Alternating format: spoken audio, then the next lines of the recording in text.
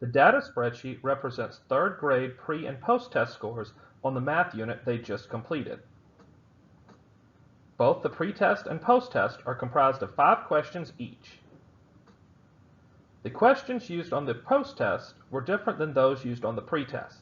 This prevents the students from merely remembering the answers from the pre-test. Even though there are 80 students in third grade, only 53 of them took the pre-test. This is because an entire homeroom did not take the pretest. This equates to 1/3 or 33% of the whole grade level not testing. The percentage change column is very misleading when it comes to understanding student mastery. The students who scored a 100 on the pretest and posttest have a percentage change of 0 because it is impossible for them to show any growth. Students who scored a 100 on the pretest and an 80 on the posttest show a growth of -20 even though they still have adequate mastery of the content. Students who scored a 0 on the pretest and a 20 on the posttest show a growth of 20%. Most importantly, students who did not take the pretest and scored an 80% on the posttest show a growth of 80% even though that percentage could have been different if the students had taken the pretest. Of all 80 students, on the pretest, 41 of the students got the question correct, which is 51% of the students. This is not accurate, as the students that did not take the pretest were counted as getting the answers wrong, which throws off the percentage of students who actually got it correct. On the posttest, 62% of the students got the question correct, which is 78% of the students. This is an accurate representation of how all the students did. When adjusting for the students who did not take the pretest, it gives a more complete look at how the students developed when it comes to content mastery. On the pretest, 41% of the students got the question correct, which is 77% of the students. On the post-test, 49% of the students got the question correct, which is 92% of the students. Of all 80 students, on the pretest, 30% of the students got the question correct, which is 38% of the students. On the post-test, 39 of the students got the question correct, which is 49% of the students. When adjusting for the students who did not take the pretest, 30 of the students got the question correct, which is 57% of the students. On the post-test, 31 of the students got the question correct, which is 58% of the students. Of all 80 students, on the pretest, 40 of the students got the question correct, which is 50% of the students.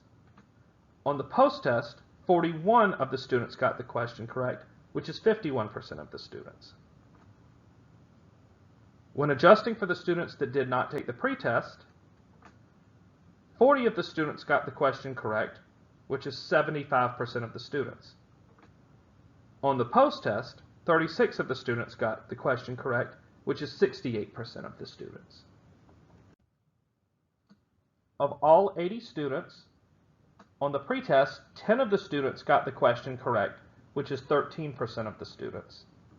On the post-test, 19 of the students got the question correct, which is 24% of the students. When adjusting for the students that did not take the pretest, 10 of the students got the question correct, which is 19% of the students. On the post-test, 14 of the students got the question correct, which is 26% of the students.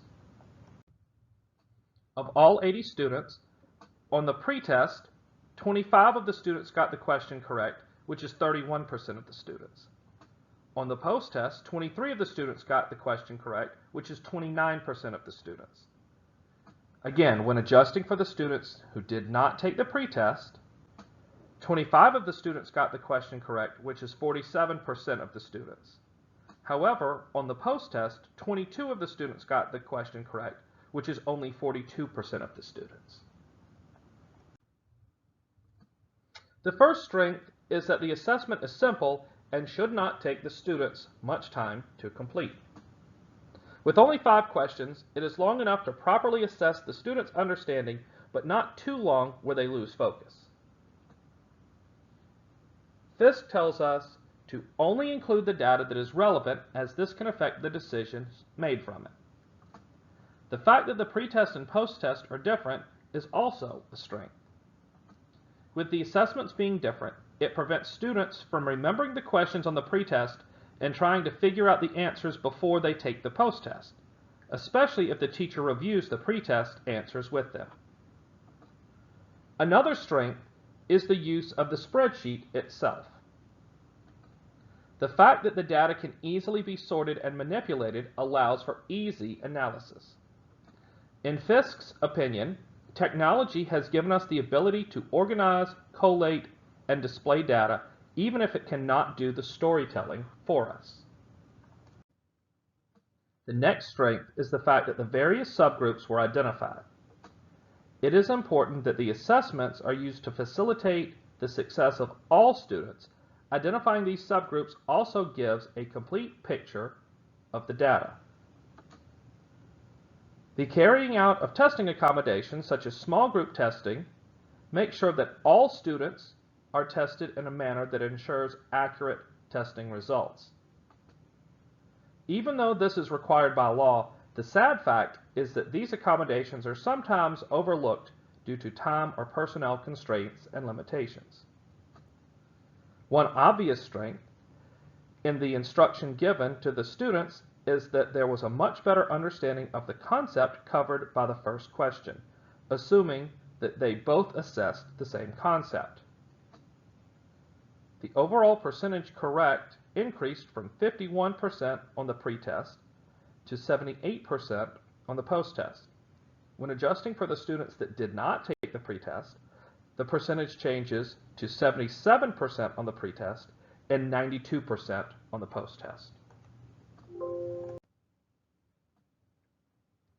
The first weakness is the fact that the spreadsheet does not identify the exact standards that are being addressed. As a principal, it would be difficult for me to look at this data and know exactly what concepts are being assessed. The questions do not need to be included in the data. However, it would be beneficial for there to be a correlation to the standards to know specifically what concepts the students have or have not mastered. Fisk explains that as a leader in your school, you need to understand the data and how it is collected and reported. Another weakness is only 2 of the 3 teachers administered the pretest to their students. The fact that all students did not take the pretest means that the data is not complete. Because of this, we are unable to truly gauge the change in student understanding. As was brought up in the trends section, the percentage change column offers very misleading data. This statistic does not show the entire picture when it comes to the data. If students scored higher on the pretest, it is very difficult, if not impossible, for them to show growth on the post-test. Also, if students did not take the pretest, it was counted as a 0. This means any score over a 0 would be counted as a gain, even though they theoretically could have scored higher on the pretest if they had taken it.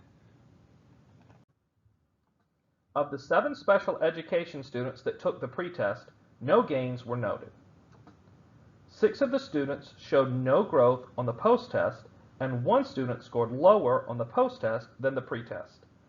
Of the special education students that did not take the pretest, 2 of them scored 60% on the post-test, and the 3rd student scored 40%. The 7 English language learners did not show much growth on the post-test. Only 2 of the students improved their post-test scores over their pretest scores. These students only improved by 20%. The scores on question 5 decreased between the pretest and the post-test. Of all the students, 31% of the students got it correct on the pretest, but only 29% of the students got it right on the post-test. When adjusted for the students that did not take the pretest, 47% of the students got it right on the pretest, but only 42% got it right on the post-test.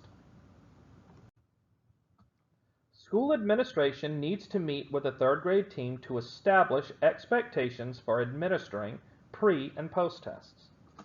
As Fisk states, failing to name the improvement agenda will cause leaders to lose their following immediately. Due to the fact that a high percentage of the students did not take the pretest, it is clear that there is a lack of consistency in administering the assessments. If the tests are not given with fidelity, it is merely done out of obligation rather than to foster instructional change. The teachers then need to administer the pretest and analyze the results. It is also important that the pretest match what concepts are being taught. The pretest results will provide important information on the student's understanding before any teaching has actually taken place. As Fisk details, using data to predict future performance means that educators can guide students towards their most appropriate pathways and assist in tracking their progress. The teachers then need to use the assessment results to create learning plans and lesson plans based on the mastery level the students have displayed. If students have a strong background knowledge of one concept, it may be more beneficial to focus less on that concept. This will free up more time to focus on the concepts they have not mastered. As Bernhardt tells us, the results of classroom assessments should be used to inform and influence instruction to help students reach high standards. The data shows that there is a lack of focus on the subgroups. Actions need to be taken to make sure teachers are focused on meeting the needs of these diverse learners. Once proper instruction has occurred, the teachers then need to administer the post-test. This only needs to take place once there has been adequate instruction and not merely just to meet a deadline. To maintain consistency, the teachers need to follow the same procedures used to administer the pretest. After all students have completed the post-test, the teachers need to meet with administration to review the data. Based on the inconsistencies in the data and the substantial lack of growth, there's reason to believe that the teachers may not know what to do with the data once they have it.